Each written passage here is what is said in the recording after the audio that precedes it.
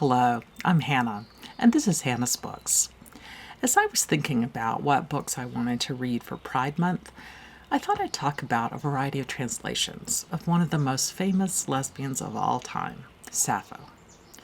To be honest, we only know for sure that she is from the Isle of Lesbos in Greece. We know nothing about how she defined her sexuality.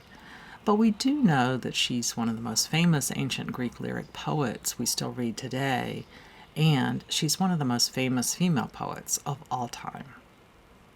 Unlike the epics of Homer, Sappho's poems use a personal voice to tell the story of what often appears to be her own experience. She insists that daily life and love are every bit as worthy of poetry as the martial splendors and stories of gods found in those Homeric epics. If you have any interest in the general issue of translation, Sappho's writing is a perfect place from which to start your explorations. As Steve Donahue has pointed out several times, it's worth checking out several different versions of a translated work if you can, so you can compare them. Granted, it might be impossible right now if your public library is still closed, as mine is, but I hope you might get an opportunity sometime soon. But why try it out specifically with Sappho? First, the total volume of Sappho's writing, at least that which has survived, is tiny, making the comparison of several translations a project that won't take you much more than a few hours. Another reason it's such an excellent project is because the translations differ from one another quite enormously. As poet and translator Anne Carson says, reading Sappho is fundamentally an exercise in imagination. You can see in the various versions I'll share with you in this video and a second Sappho video how much translation changes how we read an author. Originally, lyric poetry was poetry sung to the accompaniment of a lyre, and possibly performed with the help of mimes or dancers. Soon, however, lyric came to mean short, personal, and immediate poems, which could employ whatever poetic meter. Scholars disagree about what makes Sappho's writing so powerful. Sappho wrote with what translator Mary Bernard calls, quote, fresh colloquial directness. Morris Bowra says Sappho's language is, quote, ordinary speech raised to the highest level of expressiveness. And Dudley Fitz argues that Sappho's work is, quote, stripped and hard, awkward with the fine awkwardness of truth. Paul Roche says her poems have a, quote, sharpness and jewelry of sound, plain and ornate at the same time, in the same line, in the very same phrase. Only 2 complete poems of Sappho still exist, and one of the 2 was found just a few years ago.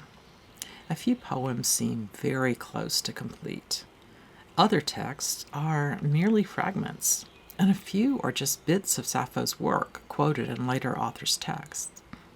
Many of the poems were found on degraded papyrus, some of which has been torn into strips to make wrappings for mummies or were faded and then turned into usable paper. Some of these were preserved only because they were in very dry ancient trash heaps in the deserts of Egypt.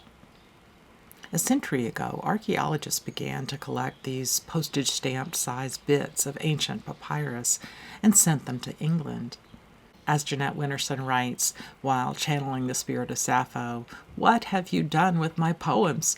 When I turn the pages of my manuscripts, my fingers crumble the paper, and the paper breaks up in burnt folds, and the paper colors my palms yellow." So, let's look at some of the poems. These first examples are translated by Mary Bernard. Some present an impressionistic view of nature. I love these lines personifying the morning light. Standing by my bed in gold sandals, dawn that very moment awoke me. And these about the evening light. Awed by her splendor, stars near the lovely moon cover her own bright faces when she is roundest and lights earth with her silver. Several extant fragments show Sappho confronting issues of mortality. Sappho knows that while her body will die, her memory will live on. That is, the body is mortal, but nevertheless the self can in some way become immortal. You may forget, but let me tell you this: someone in some future time will think of us. Sappho knows that she'll be remembered, partly because of her poetry. As she says in Fragment 9, "Words which I command are immortal." I mentioned before that people often say Sappho was a lesbian. That's certainly true if we're using a capital L. She was a resident of Lesbos, a Greek island off the coast of what's now Turkey. Of course, what many of us grew up hearing is that she was a lesbian. But as that lowercase adjective naming sexuality, we're a lot less certain.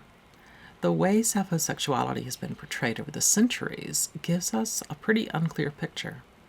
In addition to her portrayal as a lover of women, an early queer poet perhaps, she's been portrayed as a sex-crazed heterosexual prostitute, a suicide that leaped to her death because of her love for a specific man, which was unrequited, an asexual schoolmarm, a cult leader, and a virgin. Take your pick.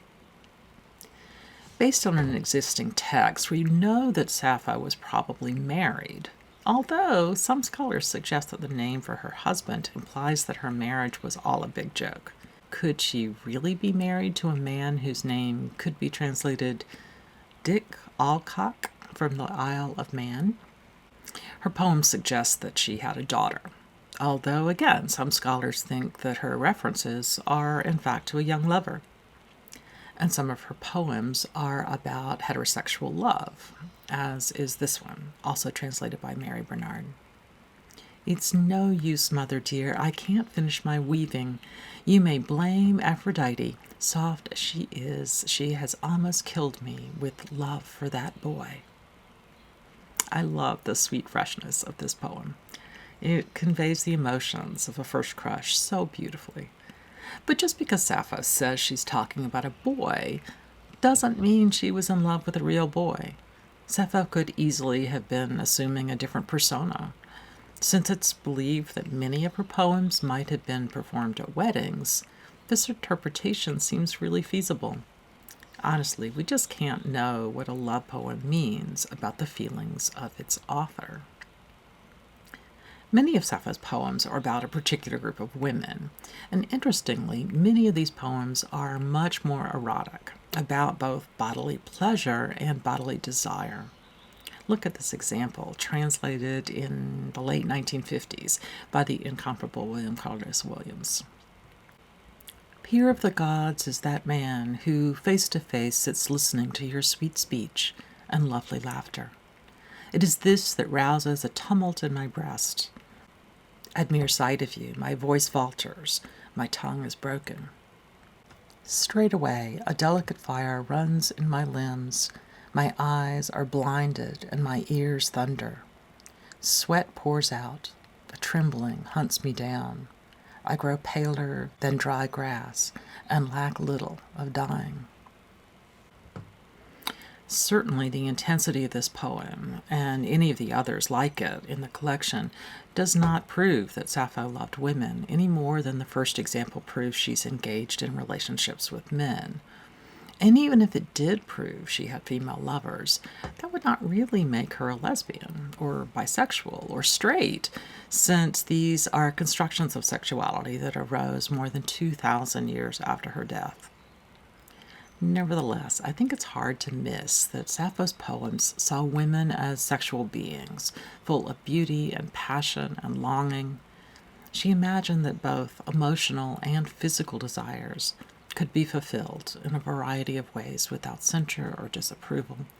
What a modern and yet eternal vision. Perhaps it's exactly that idea that women can have desires that really sets the poems of Sappho apart from those of most of the men writing in the ancient world. The poet-narrator feels great desire and expresses it in her poems as love for other women. Although this seems to be very clear evidence that Sappho was, at least in some loose ahistorical way, a lesbian, I can also imagine that it might have been less threatening to see a woman being an active lover of other women than a woman being an active lover of men. Whatever the choices that Sappho made, and however we interpret the choices her narrator makes, the poems that we have of Sappho's give strength, a sense of eternal tradition to women who love women today. I'll be back soon with part 2 in my Sappho series, a video that I'm afraid will be quite a bit nerdier. Thanks for joining me today here on Hannah's Books. See you soon.